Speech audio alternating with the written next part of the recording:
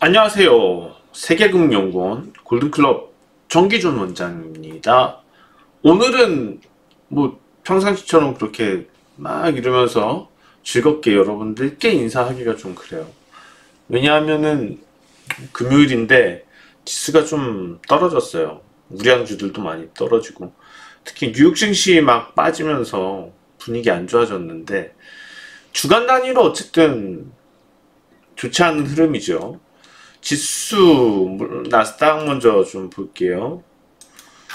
나스닥이 이제 엔비디아가 대장을 잡고 있잖아요. 거의 최근에 엔비디아 막 급등하면서 올랐는데 무너졌어요. 마지막에 엔비디아만 살고 다른 종목들 다 무너지고 다우지수도 당연히 안 좋죠. 다우지수는 이제 폭락이죠. 급락세죠. 올해 이런 급락세 몇 번 안 나왔는데 또다시 인플레이션에 대한 우려가 올라왔어요. 근데 우리 여기 이런 건 진짜 잘 생각해 봐야지 돼요. 이제 의사록이 공개가 됐죠. FOMC 의사록에서 보니까는 일부 위원들이 긴축 더 해야지 된다는 얘기들을 했습니다. 근데 우리가 이 이면을 봐야지 돼요. 항상 우리가 말 그대로만 받아들이면 안 돼요. 그러니까 주식시장은 항상 자극적으로 뭔가 반영을 하려는 움직임을 준비를 하고 있어요. 항상 자극적으로 움직이자는. 그러니까 투기성이 있다는 거죠. 다른 말로 하면은.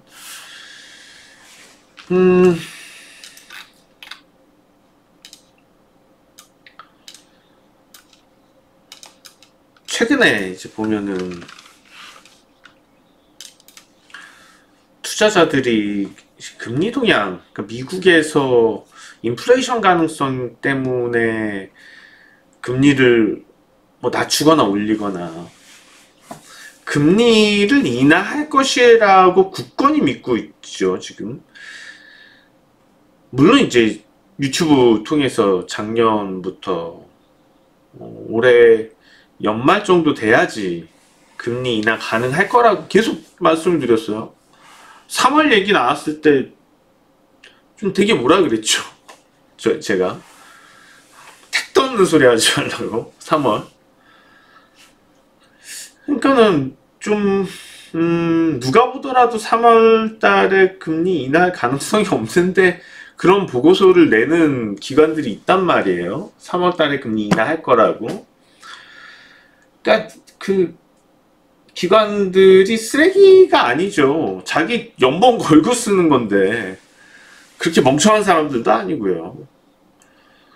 해석하기 나름이에요. 해석하는 부분에 있어서 좀 차이가 있는 거고, 이번에 FOMC 의사록에서 일부 FRB 위원들이 얘기를 하는 것들은 경기가 좋다는 얘기를 하는 거예요. 어떻게 보면은 경제 상황이 이렇게 좋은데 이러한 상태에서 뭐 고유가 아니면은 임금, 노동 비용이 계속 상승하고 그러면은 금리를 올려야 되겠다라는 의견이에요, 의견. 이 사람들은 사실 통화 정책을 펴는 사람들이지 경제 정책을 펴는 사람들은 아니거든요.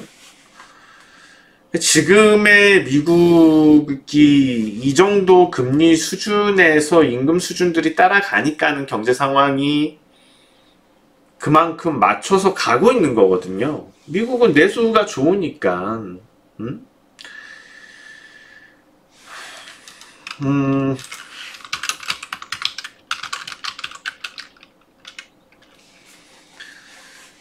한국하고는 좀 다른 구조죠. 어쨌거나 돈이 많이 풀리고 달러가 많이 풀리면 어쨌거나 어디든 흡수가 되니까 달러화는 기축통화 제1의 기축통화로서 그러니까 뭐 원화는 아무리 풀어봤자 부동산 가격밖에 안 오르죠. 요즘 주가도 잘 안 오르고 비트코인에 김치 프리미엄만 붙고 미국 상황이 여기서 인플레이션이 좀 발생이 더 된다고 해서 금리를 올릴까요? 추가 긴축을 할까요? 절대 못할 거예요. 그 이유는 경기가 나락으로 빠질 수 있다는 걸 이미 알고 있어요. 미국 경제당국은. 왜냐하면 지금 그냥 간당간당하게 딱 적절한 수준에서 균형을 잡아놓은 거예요. 균형이 한쪽으로 기울게 되면은 과열이 되거나 아니면은 침체가 된단 말이죠. 지금의 균형이 딱 괜찮으니까는 지금 이 정도인 건데, 이 균형, 여기서 미국 금리 한 단계만 더 높여도 균형 바로 깨져요. 소비를 안 한단 말이죠. 그때부터는. 뭐 한국만 빚내서 생활하는 건 아닙니다. 원래 빚내서 생활하는 것, 뭐 리스 개념이라든지 렌트 개념에서 한국은 좀 미국보다 많이 늦춰져 있는 거고, 그런 개념에서 미국은 생활이 대부분 뭐 렌트 리스가 너무 일반화되어 있어서요. 소비를 안 하죠. 그렇게 돼버리면. 지금까지는 임금 올라오는 속도가 더 빨랐으니까, 그러니까는 소득이 늘었다고 생각을 했던 거죠. 근데 여기서 하나 더 올라와 버리면 금리가 이자 낼 게 더 많아 버리면 소비를 안 한단 말이에요. 그럼 미국 경제는 한순간에 나락으로 떨어진단 말이죠. 그런 문제가 있습니다. 그래서 그거를 그간의 경험들을 통해서 모르는 것이 아니기 때문에 쉽게 지금 금리 인상을 생각하고 얘기하는 것은 좀 어리석다라고 판단이 돼요. 그렇다고 해서 당장 금리 인하를 하냐? 인플레이션을 떠나서 미국의 경기 지표들이 안정적인데, 지금 균형이 잘 맞춰져 있는데 못하러 금리를 내려요. 나중에 쓸 카드를 왜 지금 꺼내요?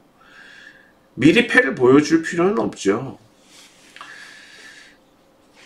만약에 이 상태에서 경제 상황이 좋은데 금리를 내려버리면은 또 미국 경제에서 버블이 발생하게 된다는 거죠. 과소비가 이루어지고 그 과소비로 인한 또 문제들은 금리를 채 낮추지도 못하고 정말 무리해서 다시 금리를 높여야지 되는 정책적인 실패가 될 수 있어요. 그래서 그것도 힘들다는 거죠. 근데 이제 FOMC 의사록은 과거형이잖아요. 미국 경제 상황도 조금씩 지금 제가 봤을 때는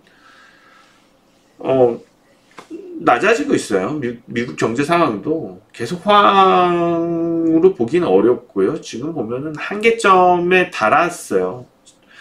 그러면 여기서 뭔가 침체가 될 수 있다. 아니면은 좀 구체적인 하강 구도에 자리를 잡았다라고 생각이 들었을 때는 여지없이 금리를 인하할 거라는 거죠. 선제적으로.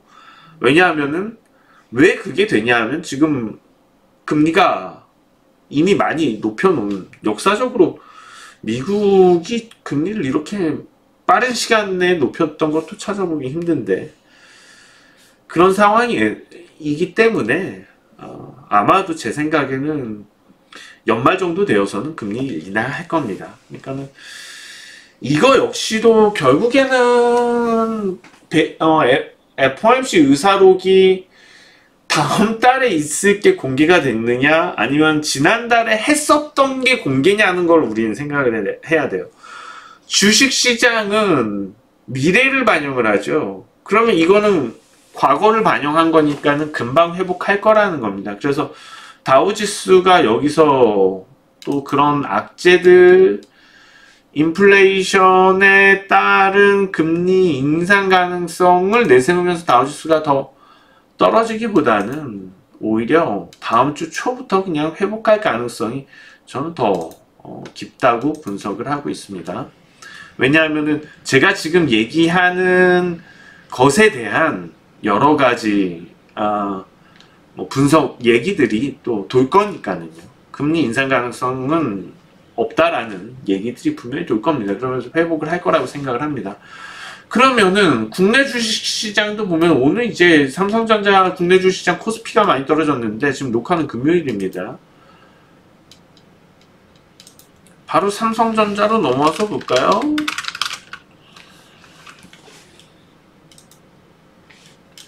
삼성전자가 3%나 이렇게 떨어지면서 지수 하락을 주도했죠.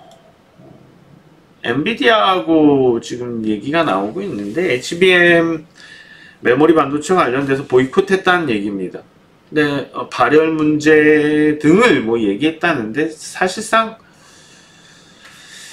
발열 문제가 쉽게 해결이 될 수 있는 사안은 아니라는 걸 엔비디아도 알고 그 정도 발열에 대해서는 이제 다른 하드웨어적인 부분이 필요하다는 것도 알고 할 텐데 이거는 제가 볼 때는 향후 가격 협상력을 높이려는 갑질이죠. 그냥 갑질. 엔비디아가 삼성전자에 하는 갑질. 그러니까 왜 한국 기업들은 맨날 어디서 갑질만 당하고 다니냔 말이야. 그쵸? 좀 갑질 좀 하고 다녔으면 좋겠는데 그런 상태입니다. 한국 기업들이요. 참 열심히 하는데 좀 안타깝고 불쌍하고 그런 것도 있어요. 자, 뭐 그럼에도 불구하고 최근에 좀 이런 뭐 우량주들 오늘 안 좋았고 그랬는데 또 테마가 돌아요. 요즘 보면은 그쵸? 수산주들 긴값 오르면서 막 수산주들 막 올라가고요. 우영 뭐 우양이죠. 우양 요런 종목들 오늘 막 15% 올라가고 CJ 시푸드가 막 또 21%나 급등하고 그런 상태입니다. 테마주가 계속 돌아요. 그리고 뭐 전선 관련주들 뭐 대원전선 이미 뭐 테마 돌아서 움직였었죠. 그러니까 그동안 테마나 뭐 폭등주가 많지는 않습니다. 사실 폭등주가 많지는 않지만은 테마가 돌기 시작했다는 거는 폭등주 흐름의 투기성 장세가 좀 유발될 수 있다는 가능성은 있어요. 이거는 중요해요. 그러니까는 테마나 이런 약간 도박성 종목들로 수익이 많이 났다는 얘기들이 퍼져야지 투자 자금이 막 들어오거든요. 지금 주변 자금, 증시 주변 자금이 300조가 넘어요. 그거 지금 대기 자금인데 사실 제가 볼 땐 그런 것 같아요. 삼성전자 노려보다가 저는 계속해서 하이닉스 추천을 드렸습니다. SK 하이닉스 추천을 드렸습니다. 비교했을 때 SK 하이닉스라고 계속 여러분들 귀 아플 정도로 계속 SK 하이닉스가 낫다. 다들 기억하시죠? 근데 이제 그 외부 시각에서는 그런 거죠. 좀 따지고 보면은 이게 뭐 백으로 치자면은 약간 그런 이미지를 보는 것 같아요. 이게 에르메스냐? 아니면은 여기 유튜브구나. 유튜브에서 이런 얘기하면 안 되는구나. 어우, 큰일 날 뻔했네. 와, 소송 걸릴 뻔했다. 큰일 날 뻔했습니다, 진짜. 아무튼 뭐. 그러니까는 뭐 삼성전자 이미지는 아주 고가 명품이라고 보는 반면에 SK 하이닉스 이미지에 대해서는 좀 급이 떨어지는 그런 백 정도로 약간 급 떨어지는 명품 백 정도로 판단을 하고 있는 것 같아요. 그래서 저도 이제 뭐 지인들한테 이런 삼성전자 사도 되냐 이런 얘기 진짜 많이 들었거든요. 삼성전자가 하도 올랐었으니까 한참 올랐었으니까 이번에 좀 이렇게 되기 전에는 그냥 우리가 눈으로 보는 차트 분석에 따르면 이거는 곧 따라잡아야 될 것처럼 생겼잖아요. 그러니까 삼성전자 지금 사야지 되는 거냐 어떻게 해야지 되는 거냐 그 얘기는 뭐예요? 왜 그럼 제가 아무리 봐도 하이닉스가 더 좋은데 그러니까 이럴 때 하이닉스가 낫지 않아요? 뭐 그런 식으로 말을 하면은 약간 시큰둥한단 말이죠. 근데 이제 주식 투자는 그게 아니거든요. 주식 투자는 우리가 명품백 사는 그런 브랜드 다는 게 좋은 그게 아니고 잘 올라서 수익 많이 나는 게 좋은 거거든요. 급이 어딨어요. 잘 올라서 수익 많이 내주는 종목이 좋은 급이죠. 그래서 지금 이렇게 종목들 보면은 많이 나와요. 괜찮은 종목들이 계속 있어요. 최근에 테마가 돌기는 하지만은 뭐 테마라고는 하지만 LS가 그래서 최근에 전선 구리 가격 상승하고 그리고 AI 결국에는 이제 AI 때문에 그런 건데 AI 때문에 뭐 여러 가지 우리 이제 뭐 비디오 카드에 대한 용량도 많이 올렸었고 이미 비디오 카드 수준이 엔비디아가 비디오 카드 업체잖아요. 거기에 따라서 뭐 메모리도 올려야지 되고 CPU도 올려야지 되고 근데 이제 인터넷도 빨라야지 될 거 아니에요. 해외 광 케이블 관련돼서도 지금 벌써 해외 광 케이블이 언제 건데 이거 뭐 교체 수요 생각해야지 될 거고 그 다음에 초고속 인터넷 관련돼서도 분명히 과거보다 더 좋은 게 있을 거고 그 다음에 해상 풍력 요즘 많아지더라고요. 제가 지난주에 제주도 마라톤 대회 갔다 왔거든요. 갔더니 해상 풍력 엄청 많아졌던데요. 그러니까 그 관련돼서 LS 마린 솔루션 이런 종목도 오른단 말이죠. 단순 근데 테마로만 보기가 어려워요. 이런 종목들은 아직 매출이 본격화되지 않았거든요.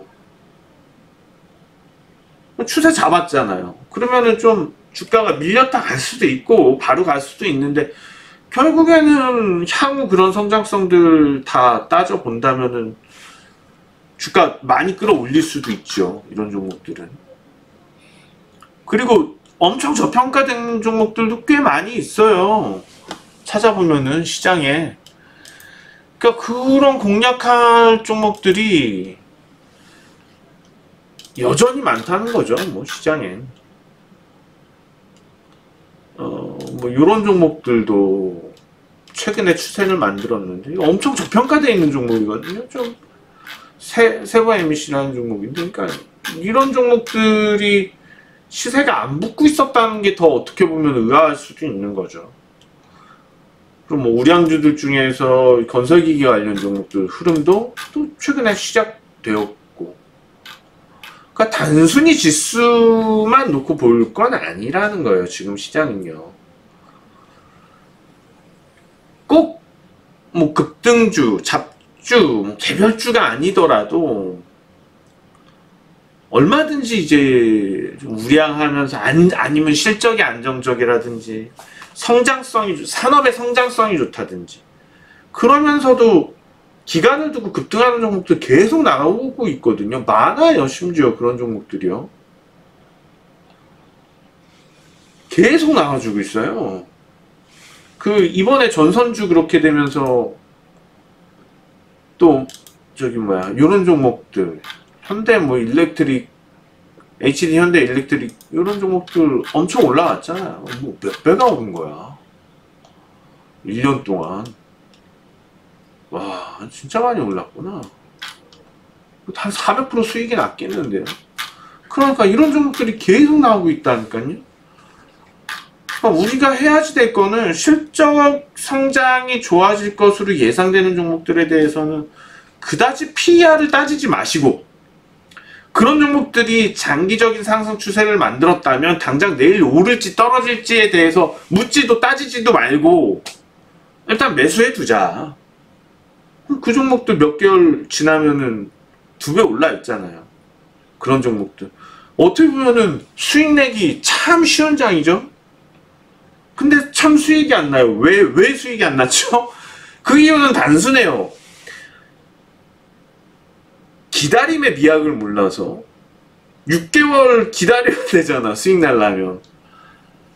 그걸 못해서. 아니 일주일 동안 수익이 나야지 되는데 대부분 개인 투자자들이 빨리 수익을 내고 싶어 한단 말이에요. 빨리 결과 보고 싶어 한단 말이에요. 근데 그런 종목들이 지금 다 깨졌어요. 그런 종목들이. 그러다 보니까는 지금 투자 심리가 많이 죽어 있고 그랬던 거죠. 이제서야 좀 테마들이 돌고 있어요. 뭐 전선주들부터 먼저 돌았었고, 지금 이제 한중일 정상회담 관련돼서도 화장품 종목들부터 해서 뭐 좀 관련주들이 돌고 있고요. 그 다음에 뭐 조선 기자재와 관련된 종목들도 움직임이 좀 있고, 수산주 아까 보여드렸던, 그러니까 이런 종목들 중에서도 이게 지금 뭐 급등하는 흐름으로 가야, 아직은 그 개념은 아니에요. 그래서 테마주 공략을 여러분들 하시면 크게 재미는 못 볼 거예요, 당장은. 그치만 뭔가 미끼가 될 수 있는 여지는 있죠. 시장에 주변 자금이 증시에 유입되기 위해서. 그래서 슬슬 이제는 제가 볼 때 그런 쪽 종목들, 테마주, 개별주들도 슬슬 좀 보기는 시작해야지 될 거예요. 뭐 당장 뭐 뛰어 들어가서 하자는 게 아니고, 이게 테마주들도 시세의 연속성이 좀 크게 나와야지 돼요. 며칠 동안 쭉쭉쭉쭉 하루 빠지고 쭉쭉쭉쭉 올라가고 그랬다가 또 다른 테마로 이동하면서 그 종목은 또 조정받는 대신에 다른 테마 쭉 올라오고, 그러니까 그게 반복이 돼야지 시장이 살아나고, 그때는 뭐 끝에 들어가서 까먹는 사람도 있지만 수익 많이 난 사람들, 한 달에 100% 나고 이런 사람들 많아지거든요. 그럼 자랑하고 다니니까는 이제 유입이 되는 거죠. 그런 거 보고 또 투기적인 자금들 들어오고, 바라보다 보면 또 우량주에도 또 흘러 들어올 거고, 그렇게 될 겁니다.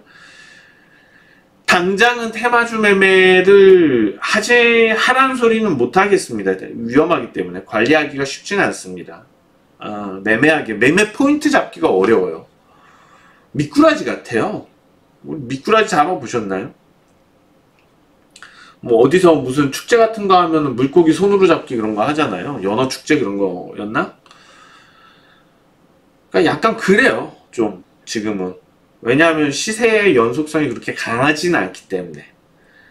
그러면 우선 지켜보다가 좀 우리가 테마 관점보다는 좀 섹터 관점, 지금 전선 섹터가 좀 그런 뉘앙스였거든요. 전선주는 뭐 말 그대로 성장성이라는 걸 부여받기는 어려웠었는데 이제 성장성을 부여받았잖아요. 그런 거는 주목해야지 된다고 보입니다. 그래서 섹터별로 테마리 흐름보다도 섹터별 흐름처럼, 그러니까 업종 같이 끼워서 성장성들을 보면서 그걸로 꼭 며칠 상승의 연속성을 가져가면서 만들어질 수 있기 때문에 이 점은 주목해서 우리가 좀 지켜는 보자. 또 그때 돼서 우리가 승산이 있을 것 같을 때, 테마주 매매가 승산이 있을 것 같을 땐 테마주 방송에서 다뤄서 얘기하면 되잖아요. 뭐가 유망한 테마가 될 것 같다 하면 되고, 여러분들도 관련 종목도 주목하다가, 그러니까 우리 개인 투자자 여러분들은 잘 오르고 있는 종목을 따라서 샀는데 그 종목이 더 많이 올랐을 때 수익이 나기가 쉽거든요. 그러니까 뭐 테마주를 밑에서 잡는다? 거기가 바닥인지 아직 지상 3층인지 지하 1층밖에 안 내려왔는지 그걸 어떻게 알아요? 몰라요. 그건요. 말이 안 돼요. 테마주 급등주 매매는 오르고 있는 종목을 따라서 사서 추가적인 상승에 대한 수익을 거두는 게 정석이고요. 테마주 급등주를 밑에서 잡는 거는, 이거는 리스크 측면에서는 좀 안 좋습니다. 떨어지는 칼날을 왜 잡아요? 그거랑 같은 논리거든요. 다 떨어졌나? 다 떨어졌는지 안 떨어졌는지 알 수 없어요. 분석을 해봐야지 되고, 그것도. 그래서 아직은 지금 미꾸라지처럼 쏙쏙 빠져나가기 때문에 매수하면 떨어지고 매도하면 급등하고 계속 이거 반복이거든요. 그래서 지금은 테마주, 급등주 같아 보이는 종목들 매매는 피해라. 우선 피해라. 때가 되면 또 알려드릴 거다. 그 대신에 지금은 산업 섹터 측면에서 좀 보고 길게 봐라. 응? 좋은 종목들이 많이 있으니까 그렇게 보시는 게 우리가 올해를 멋진 수익을 창출해내는 해로 만드는 좀 바탕이 되지 않을까 생각이 듭니다. 자, 오늘 방송은 여기까지고요. 저는 다음 주에 다시 뵙겠습니다. 지금까지 정기준 원장이었습니다. 고맙습니다.